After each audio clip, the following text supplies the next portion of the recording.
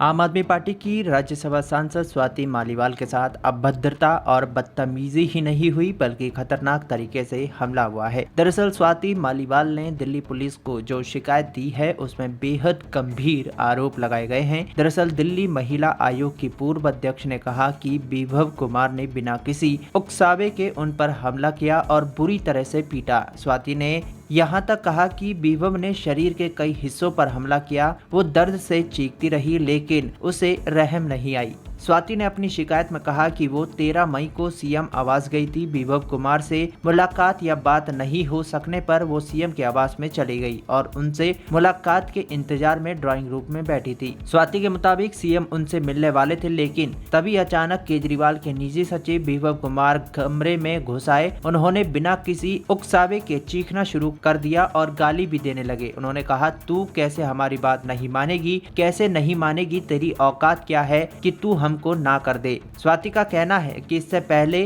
कि वो कुछ समझ पाती तभी विभव ने उन पर हमला कर दिया। स्वाति ने लिखा, उन्होंने मुझे थप्पड़ मारने शुरू कर दिए। मुझे कम से कम 7-8 थप्पड़ मारे। मैं लगातार चिल्ला रही थी। मैं बिल्कुल सदमे में थी और बार बार मदद के लिए चिल्ला रही थी। खुद को बचाने के लिए मैंने उन्हें अपने पैरों से दूर भगाया। उस समय वो मुझ पर झपटे और मुझे बेरहमी से घसीटा। स्वाति ने यहाँ तक कहा कि उनकी शर्ट के बटन तक खुल गए थे। इसके बावजूद विभव नहीं रुके। एफआईआर के मुताबिक स्वाति ने कहा कि आरोपी ने उनकी छाती, पेट और पेल्विस एरिया में लात मारी। स्वाति ने कहा, मैं लगातार मदद के लिए चिल्ला रही थी। मैं बहुत दर्द में थी और मेरी शर्ट ऊपर आ रही थी लेकिन वो फिर भी मुझ पर हमला करता रहा। मैं बार बार कह रही थी कि मेरे पीरियड चल रहे हैं और मुझे दर्द हो रहा है, मैं दर्द में हूँ। उसने बार बार पूरी ताकत से मुझ पर हमला किया। मैं किसी तरह से छूटने में कामयाब रही। फिर मैं ड्राइंग रूम के सोफे पर बैठ गई और जमीन से अपना चश्मा उठाया। मैं इस हमले से बहुत सदमे में थी। मैंने